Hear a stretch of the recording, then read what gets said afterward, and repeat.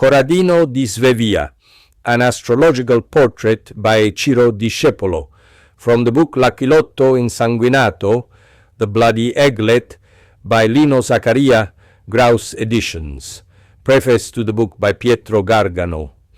Reading Lino Zaccaria's book on Corradino di Svevia was fascinating and truly intriguing, so much so that it pushed me, moved by something more than simple curiosity, to try to delve into the stars of the unfortunate historical figure. Digging, perhaps, is the right verb, since, in parallel with the meticulous and in-depth historical research conducted by my friend and fellow journalist, there is another to be carried forward if one wishes to shed light on the subject's natal chart. A correction, first of all, for the character's date of birth, and then a hypothesis regarding his birth time. The date seems certain, given that authoritative sources such as the Treccani and the Encyclopaedia Britannica both report March 25th, 1252. Let's take a step back and explain something not everyone knows about the calendar. The first major revolution in the calendar was due to Julius Caesar, who introduced his Julian calendar, in which the year consisted of 365 days, and 1 year in 4 of 366 days, a leap year. However, since the year is actually shorter, 365 days, 5 hours and 48 minutes, versus 365 days and 6 hours, it results in a delay of 3.09 days every 400 years. The accumulation of this error, as Federico Capone thoroughly explains in my book Ephemeris, 1582 to 1699, edited by him, was corrected by Pope Gregory XIII in 1582, Gregorian Reform. He began by recovering the delay from the time of Caesar by eliminating 10 days from the calendar in order to bring the equinox back to March 21st. It was therefore established that the day following Thursday, October 4th, 1582, was Friday, October 15th. Subsequently, the remaining 3 days were eliminated, establishing that the secular years, 1700 to 1800 to 1900, although multiples of 4, i.e., leap years, the year 2000, however, was a leap year. So in our case, not knowing the time of Corradino's first cry and assuming only as a starting point 12 o'clock noon, using the appropriate Julian Gregorian calendar correction, we obtain a zodiac chart, also called a natal chart, drawn for April 1st, 1252, at 11:14 a.m. in Wolfstein, Bavaria, longitude 11 degrees, 30 degrees east Greenwich, and latitude 49 degrees 18 minutes north of the equator. This gives us an ascendant at 2 degrees 33 minutes in Leo, and a very close conjunction of the Sun, Mercury, Venus, and Jupiter at the midheaven, not in square Mars. If we ignore the houses during an initial examination, we notice some very interesting elements. First, a prevalence of Aries values, accompanied by a weak Mars in Cancer and conjunct Neptune. Second, a close conjunction of the Sun with Venus and Jupiter. Based on the teachings of psychoanalysis and psychology, we could translate all this as follows. Corradino, given the times in which he lived, was strongly inclined toward war, several Aries values, but he was not strong, for 2 reasons.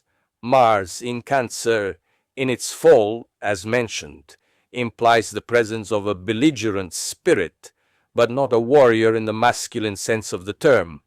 Let's use an example. Let's take as a reference the image, perhaps from fiction, of a man throwing punches around but mostly hitting the air, and compare the same image with another scene in which a truly strong man, a warrior by nature, stands still before his enemy, waiting for his moves, and, as soon as his opponent is about to raise his sword, he quickly plunges his own dagger into his chest, killing him instantly. Well, judging by the stars, Corradino was better suited to throwing punches than to delivering the killing blow to his enemies. But there's more. A warrior, to be truly one, must also have a good dose of malice because, say, if he is moved by the enemy, he won't be able to execute him. Now, as we would say today, there was deep within Corradino's soul a close Sun-Venus conjunction that thrust him more in the direction of love and friendship than of war. How could a person who's essentially loving in character manage wars? Moreover, the equally close Sun-Jupiter conjunction strongly predisposes to oversights and made our man a potential gaffer. Finally, the Mars-Neptune conjunction literally inflamed him in the sense that he was a person who tended to move according to impulses that today we would define as altered states of consciousness. Such are the fans of the B-curve, but also saints like Padre Pio or OCD politicians like Bill Clinton. They all have in common the exaggeration in what they do, whether positive or negative. But the curve they follow ideally is hyperbole. Now, if you imagine all this and shake it like a cocktail, and then compare it to the real life of Corradino of Svevia, don't you find the precise trace of what happened to him? In my opinion, yes. In fact, he fought in war, but he wasn't particularly suited to it, and made more than one mistake, as the excellent Zaccaria explained, having, almost as a constant, that of allowing himself to be influenced by friends or people he loved.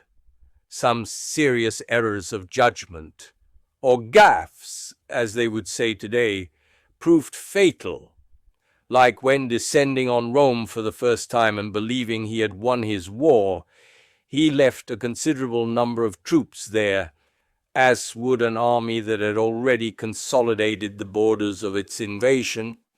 And as we all know, in Tagliacozzo he received a severe beating and was then beheaded in the Piazza del Carmine in Naples on October 29, 1268.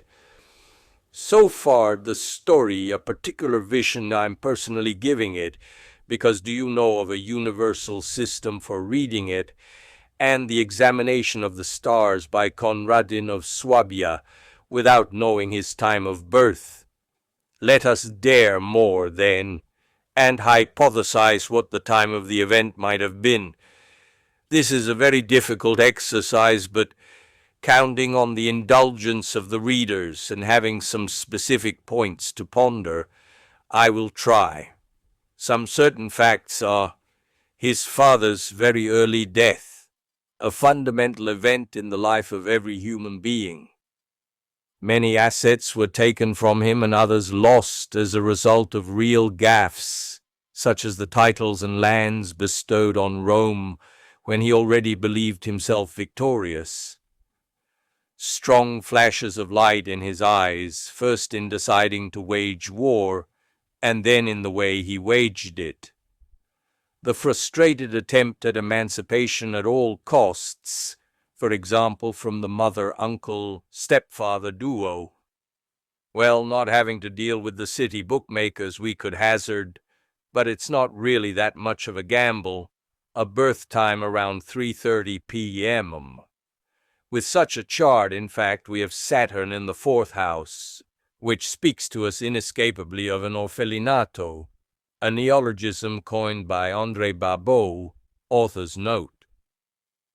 The stellium, grouping of 3 or more stars in Aries, would thus fall on the cusp of the 7th and 8th houses. Regarding the 8th house, this stellium would exhaustively explain, in my opinion, the great financial and property losses during his life, losses due to robberies by others, and also due to the generous and reckless donations he himself made. The same position also speaks to us again of the early death of his father. The values of the seventh house, in the darkening caused by the blindness of Jupiter and the Sun, correspond both to the decision to go to war and to the way the subject directed it.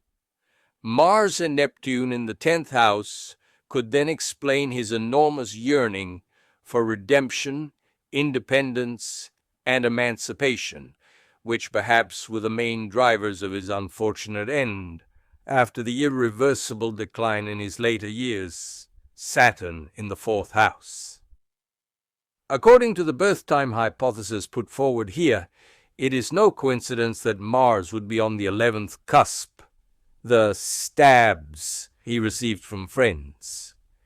Even the solar return of the year of defeat and death, the transits are obvious, even if the time of birth is not considered. Erected for this time and for the area between Trento and Pavia, where our man was on the day of his last birthday, see Treccani Encyclopedia, is extremely fitting. The stellium close to the ascendant gives us the picture of a black year, as black as it gets. The stellium of the Sun, Venus, and Mercury in the 9th house allows us to discover his absolute goal for that year, the distant future to be reached and conquered. This stellium, in fact, stands out in the 9th house.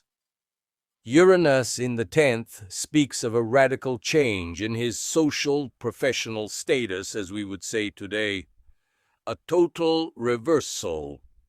Mars in the 8th house is eloquent in terms of the significance of a violent death he encountered that year. Finally, the ascendant and Saturn in the 11th house suggest a lack of help from friends. In Trento and Verona, during his disastrous latitudinal descent, the Duke of Bavaria and the Count of Gorizia abandoned him, not to mention the Romans about face when he returned defeated. A second hypothesis for his possible birth time would be around 5:30 in the morning, with Saturn in the 9th house, abroad, Mars in the 4th, his father's death, Neptune in the 3rd, his uncle, and a stellium in the 12th house, plenty of evidence. But this second hypothesis, examined in light of the possible solar returns of his life and considered as a whole, does not convince me at all. However, in my opinion, the first one remains very valid, as it best corresponds to the events of a man whose decline in destiny was probably already marked in his own name. Corradino, a name that absolutely could not be applied to a winner and a conqueror. Ciro Discepolo, June 18, 2005, 11:02 a.m.